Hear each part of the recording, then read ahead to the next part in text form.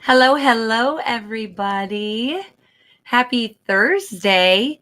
It is Thursday night, so that means that it is time for a Mom on a Mission. My name is Jessie from Wild Jessie Consulting, and I am super excited to be on tonight. Every Thursday night, it's all the same. If you are here live, go ahead and do hashtag live. If you're catching the replay tonight, go ahead, or a different day, go ahead and do hashtag replay.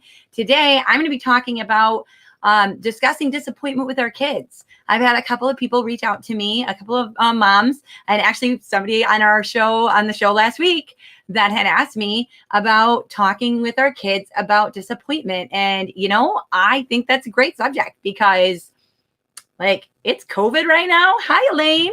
I am streaming across a couple different places right now. So when you get on, go ahead. Yeah, say hi or do hashtag live if you're here live. And that way I know that you're in here and I can see you. But yeah, I'm super excited for tonight's chat. Sorry, I'm going to move my camera just a little bit there. Thank you. You guys can see my dog over there, maybe. I like to start every Thursday out with positives, because I think it's just a great way to start out. So go ahead, and if you're here, write a positive in for today. My positive is that it's my daughter's 12th birthday today. That's my oldest daughter. She's my mini me, and she's just like getting so big and so beautiful. And I love her, and I'm so proud of her, and I'm super excited. I asked her if she wanted me to cancel this live, and she was like, no, go do your thing. She's watching some YouTube thing anyways right now. Story of our life, right? So, yeah, again, I have a Mom on a Mission here on Thursday nights, and really it's just going over different issues that parents have, moms in particular have, either with ourselves or with our families or with our children. And when I have in my coaching and everything, I deal with a lot of moms and I help a lot of moms. So when I have a few of them come up with the same issue, I like to bring it to you guys. And sometimes I like to bring on different moms, and I will have some more on again. And sometimes I just come on myself and give you guys some information that I have and know. So, yeah, let's jump into it. So, right now, probably more than ever, like it's always a thing, but right now more than ever, our kids and we even are dealing with disappointment, right? Like everything's canceled.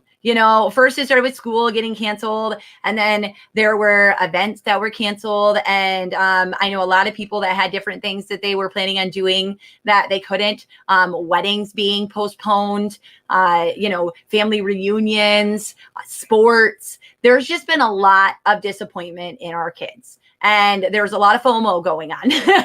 And so I think that it reigns true now more than ever that your kids are feeling that disappointment. And I know a lot of moms, it's in our nature to want to give our kids everything and to do everything for our kids. And so it gets us upset. So, I really just want to make sure that I give you guys some tips on how I deal with it, how I've talked to other parents that have dealt with it. And I've gotten some really awesome kind of tools and tactics that they've used. And some of those things I've actually applied, because, this is all about applying realistic suggestions for you guys, because I don't want to give you anything that you can't use, because I'm a mom of 5, and I know if I don't have time for it, it's not worth my time. Okay, to even hear about it. So I'm going to be giving you guys some real things. So again, once you hop on, if you do hashtag live for me here, if you're here live, a hashtag replay, if you catch the replay, I'm super excited for it. So the first thing I want to talk about is setting up for disappointment, because not that you want to set your kid up for the fact of failure, but you want to lessen the fact or the possibility of them being disappointed. So obviously in like a contest, you want to build your kid up. Your kid plays sports or something like that. You want to build them up, and you want to make sure that they know the reality. Like, there's a winner and a loser, and you could be the loser. I think a really A fine example of that is actually something that happened to happen to me this week and today. My daughter, it's her birthday. This is our third birthday of my 5 kids. It's the third kid with a birthday during COVID. And obviously that is a lot different. It's a lot different than normal. There's not everything open that we would normally do. We would normally take them to someplace fun, like the trampoline park, or go out somewhere and have a big party for them and all their friends. And it's something that we don't get to do right now. So, disappointment in our kids, if we let them know realistically what the options are, you're going to lessen that disappointment. Are they going to be a bit disappointed? Absolutely. Yes. Hold on one second, guys. These kids.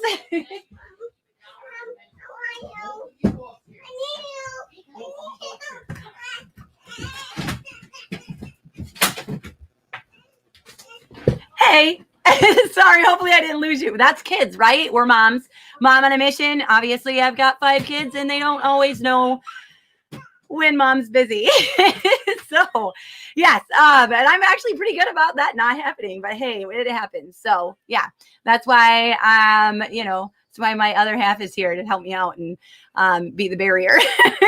But okay, back to what I'm saying. So don't promise what you can't produce, basically. Okay. Don't promise what you can't produce. So my daughter goes in, starts planning for her birthday. She actually starts like a notebook, guys. Okay. Like a notebook of all the things that she wants, like the food that she wants, the party theme that she wants, like the gifts that she wants. She like gets this whole big dream scenario in her head that she wants for her birthday. And then, it's my responsibility to kind of tame it back. And so, obviously I know there's going to be some bit of disappointment, but if I go in saying, oh yeah, babe, we're going to get that for you, honey. We're going to get you all of the things. You can have all of the friends that you want and everything like that. And we're going to make it happen for you. That's not realistic. And you're setting your kid up for disappointment. And I think sometimes we don't give our kids credit enough to know, or to be able to handle like the reality, the facts of the matter. And like right now, the facts are you can't have big parties right now. So I had to go over that with her. Was it hard? Yeah, I didn't explain everything to her because she's only 12 and she's not going to get everything that I'm saying or everything that's happening right now. So why would I go really through the stress of doing that, right? So yeah, just making sure that they know that when you're discussing what's going to happen, that you're being realistic, okay? And like I said, don't promise what you can't produce, okay? I love that saying. I love that. So obviously, there's going to be the point where they get disappointed, okay? They're going to get disappointed, and we're going to have to discuss it with them. And it's hard. It's hard because you don't want your baby to be sad. You want to give them the whole world and everything in it. And you don't want them to struggle, and you don't want them to have any fears about it or anything like that. So yes, it's going to be hard. They're going to be sad sometimes. It's just the way of life, right? So when they are disappointed, it's important to know it's okay for them to be disappointed. Okay? It's okay. Okay? It's they actually say, and I actually wrote this down, so I'm going to read. They say that some kids who don't experience some form of disappointment actually tend to give up easily or quit trying, reinforcing the sense of failure and causing them to feel incompetent and inadequate. And that without that and learning how to overcome things like disappointment and different emotions, most of them are going to be more likely to have self-pity, depression, and are going to be unwilling to take any risks because their fear of disappointment is higher than their want to do more things, right? So by allowing our kids to experience that disappointment, we're helping them out, okay? Not saying that you want to set your kids up for failure and disappointment, but what doesn't kill you makes you stronger, right? Am I right? I don't know if you guys agree with me on this, so let me know what you think in the comments, okay? But when they start to do that, it's important to, in the moment, you know, their team just lost, the birthday party got canceled or something like that, it's important to stay calm. Okay. It's important to stay calm and let them react. I don't know if anybody has toddlers out there. When your toddler runs and jumps and they run and they just crash into something, right? First thing they do is they look up and see how you react, right? They see how you react, so they know how they should react. So if you react in a calm manner, and again, you might be disappointed or you might be down about it too, and that's totally okay. But when you're doing that, you know, and when they're watching your reaction, they're going to mimic that. So if you stay calm, that's a good start. Okay. It's a good start. And then because you're not feeding into their sadness. Okay. You're not reacting for them. You're not getting them in that space of being upset right away or noticing, oh, mom's upset about this. I need to be upset about this, or dad's angry, so I'm going to be angry. Right. They watch us and they mimic us, whether we like it or not. That do as I say and not as I do does not work. It doesn't. Okay. I have time and time again heard my kids say or watch them do something that I know they learned from me. And that just, you know, echoes inside of my mind. And I know that happens for me. So you need to acknowledge that they are sad and why. So acknowledge, like, yes, you guys did lose, you know, yes, that party was canceled because of COVID or rain or snow or whatever it was, right? Because sometimes that happens. Sometimes things get canceled and there's nothing we can do about it.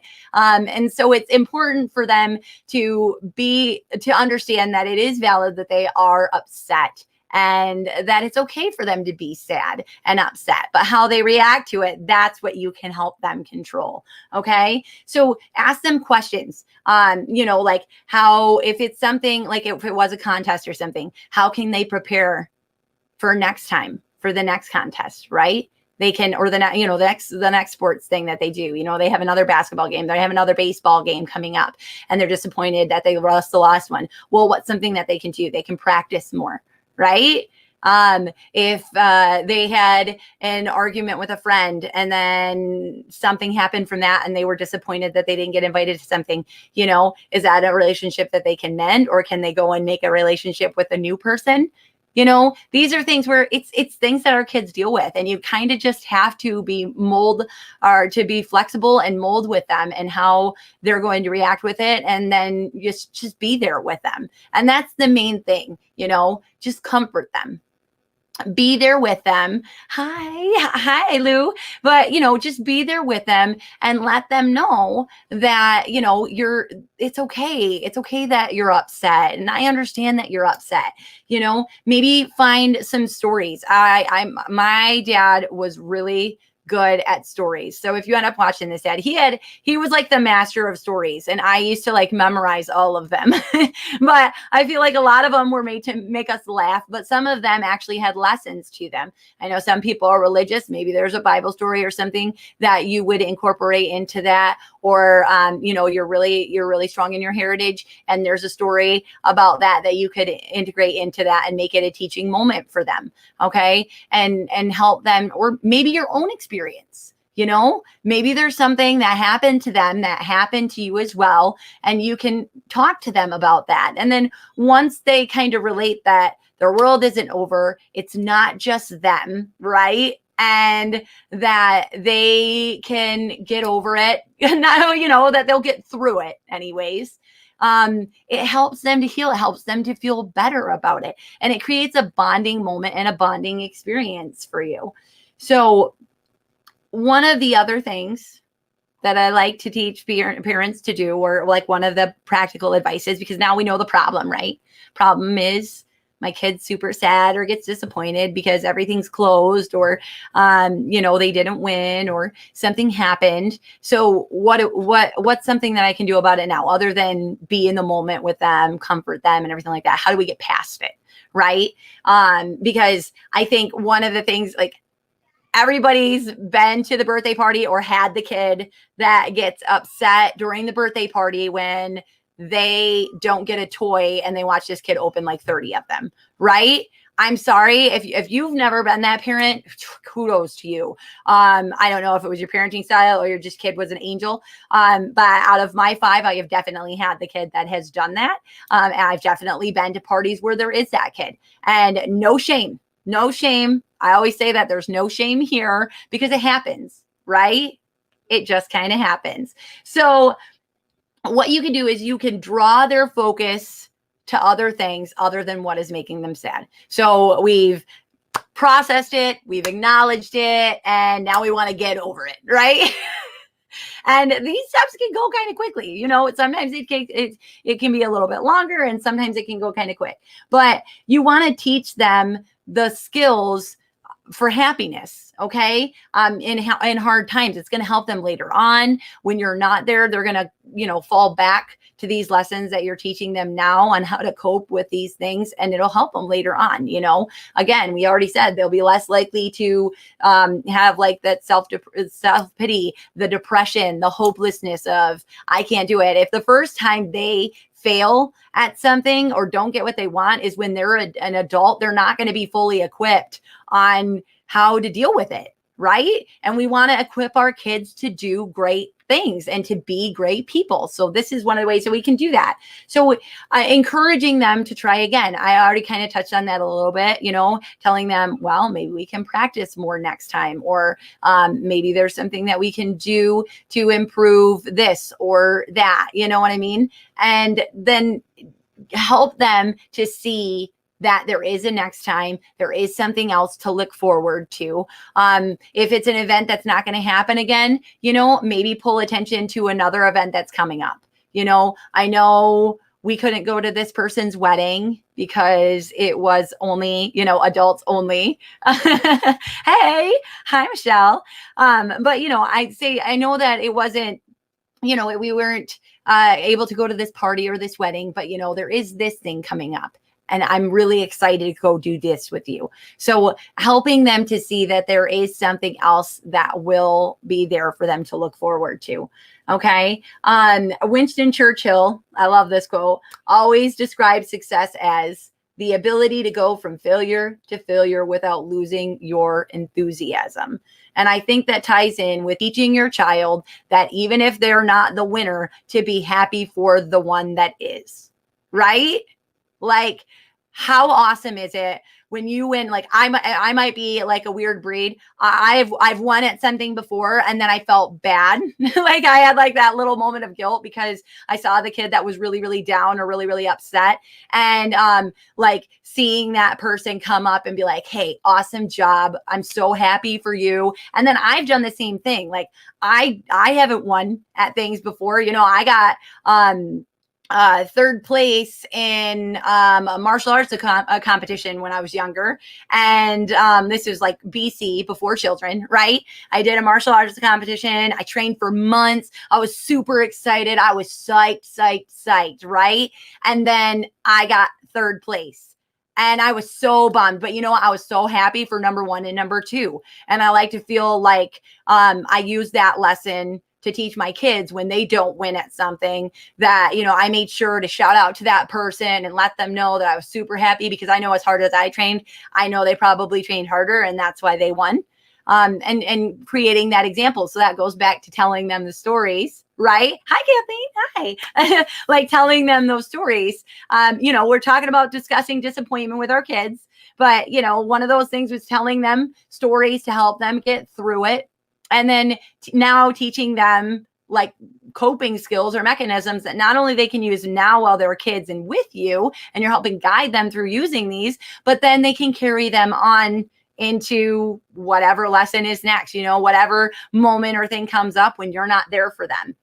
And so teaching them to be happy for others. So, the kid who cries in the corner at the party, teach that kid to be excited for them. I went to one party, and I remember this kid was just sitting there, and like every gift that the kid that the party was for opened, he was like, oh, that's awesome. Oh, you're going to have fun with that. And I was just like, look at this kid. Like, there's that better than I have ever been or aspired to be. This kid was like on it, right? So kudos to that parent, whoever that was, because that was amazing. But you want to teach them to do that and to be that example for other kids as well, because it is kind of like a train of temperament when you're in parties and situations like that.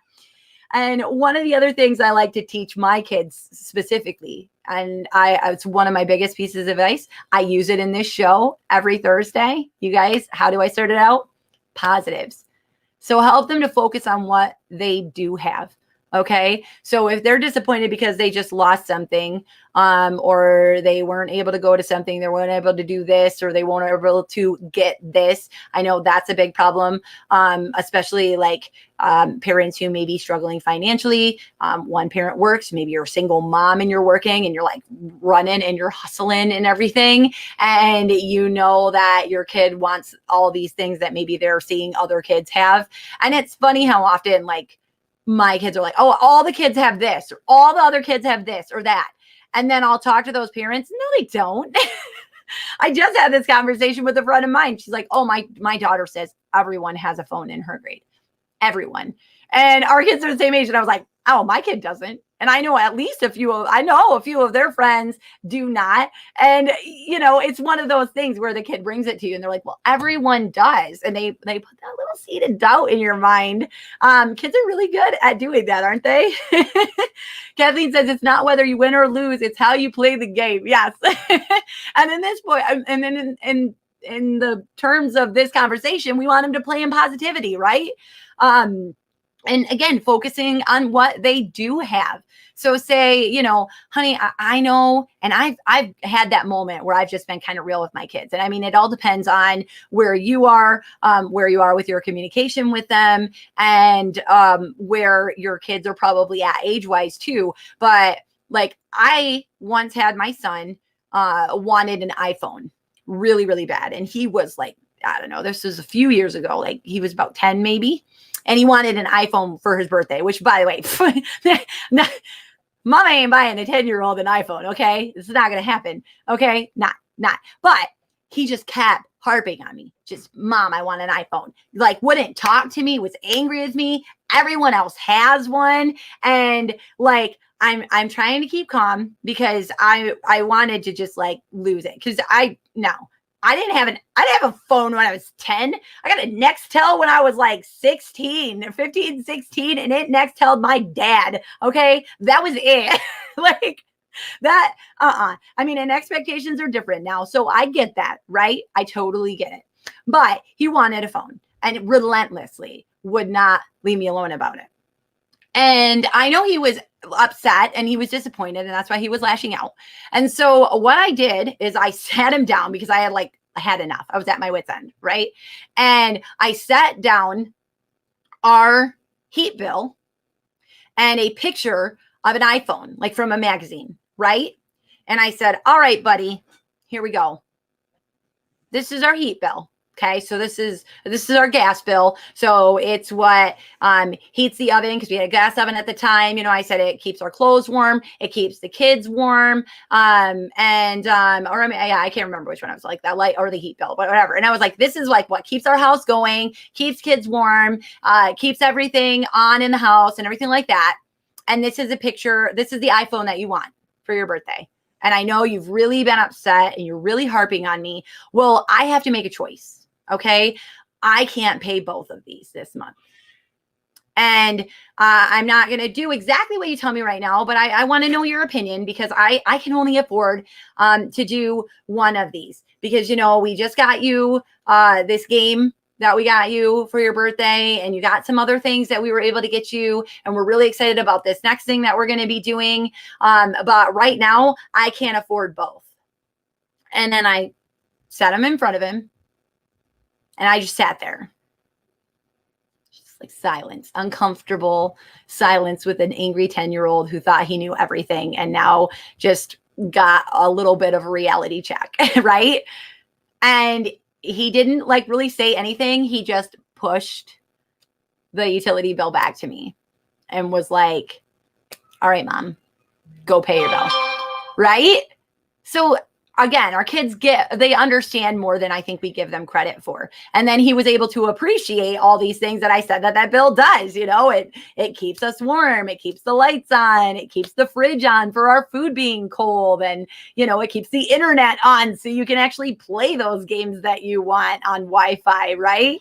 So when they realize that, they start to appreciate the things they have. And then I noticed after that conversation, it was a lot easier than on. I didn't have a lot of those same problems or conversations with him. And when his sisters later started to get those kind of tudes, he would literally kind of do the same type of lesson. And he'd be like, well, mom just had to get gas in the car, or mom had to get, almost to a point where I'm like, hey, buddy, it's okay. We can stop for dollar burritos at Taco Bell today. That won't break me.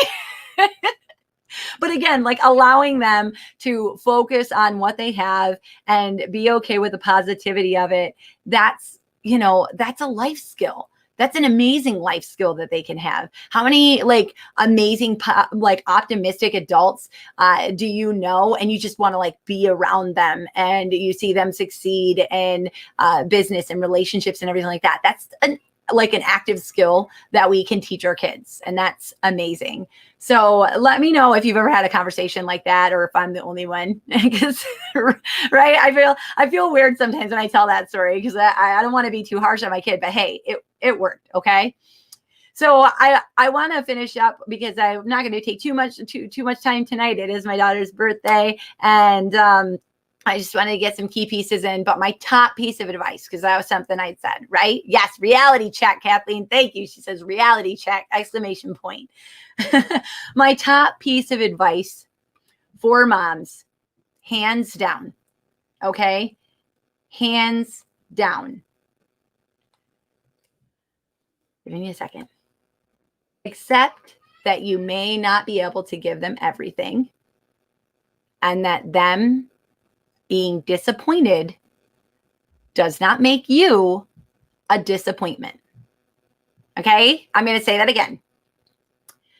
Remember that even when you can't give them everything, that just because they are disappointed, it does not mean that you are a disappointment.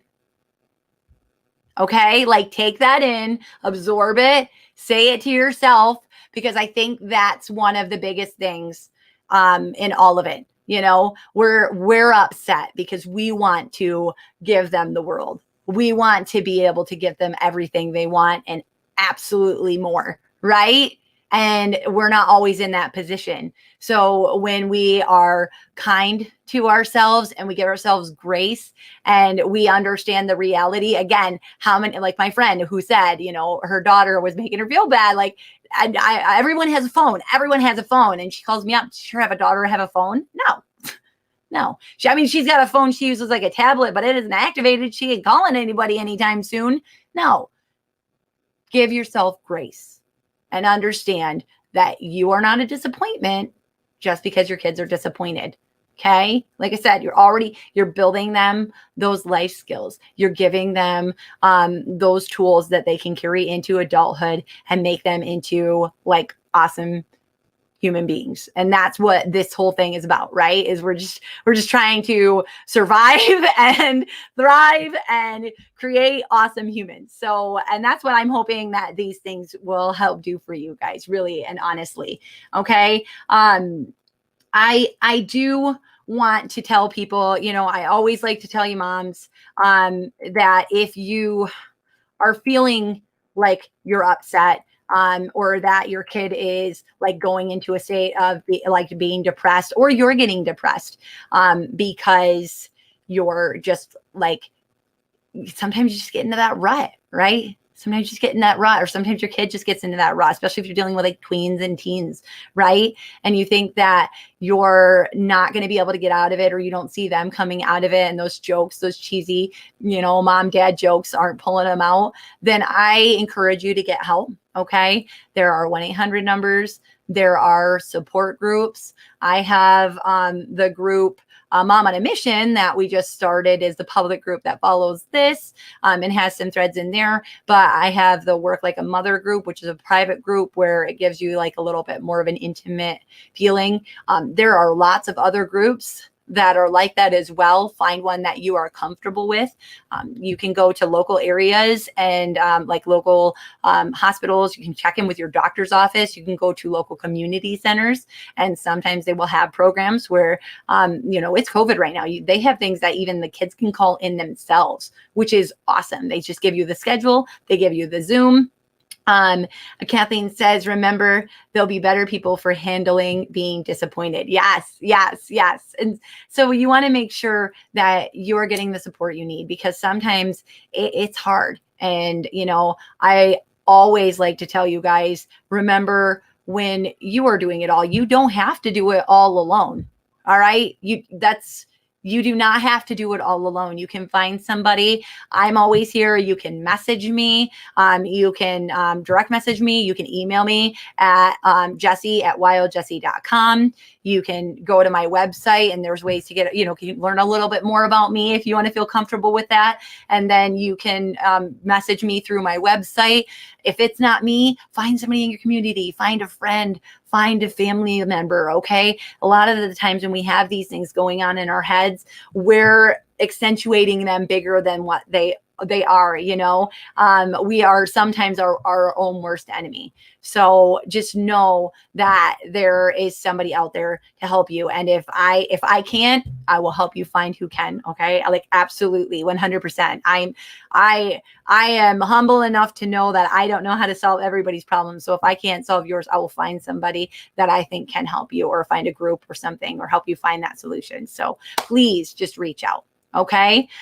So with that, I was super excited about this topic. I hope it resonates with you guys. Let me know if there's any tricks or tips or tools that you use with your kids to help with disappointment that can maybe help some of the people that are watching this, or some of the moms on.